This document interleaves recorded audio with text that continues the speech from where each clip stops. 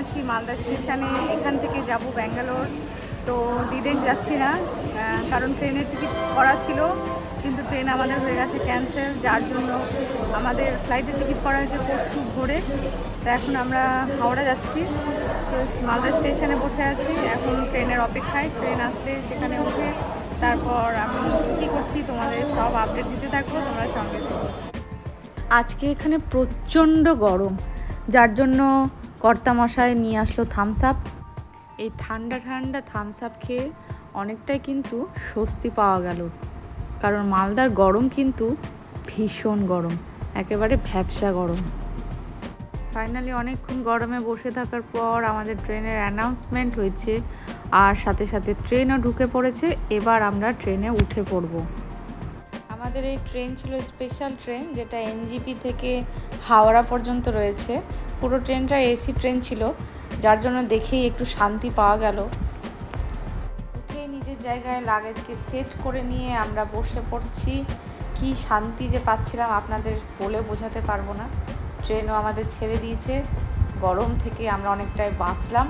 আর সাথে তো ছিলই আমাদের খাওয়া দাওয়া, মুখরোচক কিছু জিনিস আমরা সাথে নিয়ে নিয়েছিলাম, সাথে বাড়ির বানানো ঘুগনি, আরও কিছু কিছু খাবার আমরা সাথে ক্যারি করেছিলাম।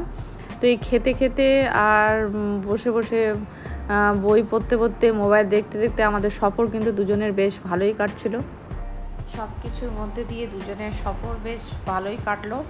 আর আমরা পৌঁছে গেলাম হাওড়া স্টেশনে, নেমেও গেছি। আমি এখন হাওড়া স্টেশনে নেমে গেছি। এখান থেকে রওনা দেব আমার বোনের ওখানে। তো খুব টায়ার্ড লাগছে। সুপার ফাস্ট এক্সপ্রেস ছিল, 4.5 ঘন্টায় আসার কথা, কিন্তু 5.5 ঘন্টা লাগলো, 1 ঘন্টা বেশি লেগেছে। তবুও অল্প সময় লেগেছে, খুব বেশি সময় লাগেনি। তো যাই হোক, এখন আমরা এখান থেকে রওনা দেবো। রাত্রি এখন 12টা বেজে গেছে। কোনো ক্যাব বুকিং করে নেব, কোনো চিন্তা নেই। আপনারা সঙ্গে থাকুন সবাই। ক্যাব আমাদের বুক করা হয়ে গেছে, ক্যাব চলেও এসেছে। এবার আমরা ক্যাবে উঠে পড়ব। এখন রওনা দিলাম ক্যাবে করে আমরা আমার বোনের বাড়ি। তো বোন এখানে চাকরি করে, যার জন্য ও এখানে ভাড়াই থাকে। তো আমরা একটা রাত একটা দিন ওর সাথে কাটাবো। তো হাওড়া ব্রিজের উপর দিয়ে আমাদের গাড়ি চলছে, বেশ ভালো লাগছিল। রাতে কলকাতার সৌন্দর্যটাই কিন্তু একদম অন্যরকম, বেশ ভালো লাগে। আর পুরো রাস্তা কিন্তু একেবারে ফাঁকা থাকে না, বেশ এখানে লোকজন কিন্তু রাতেও বেশ যাওয়া আসা করে।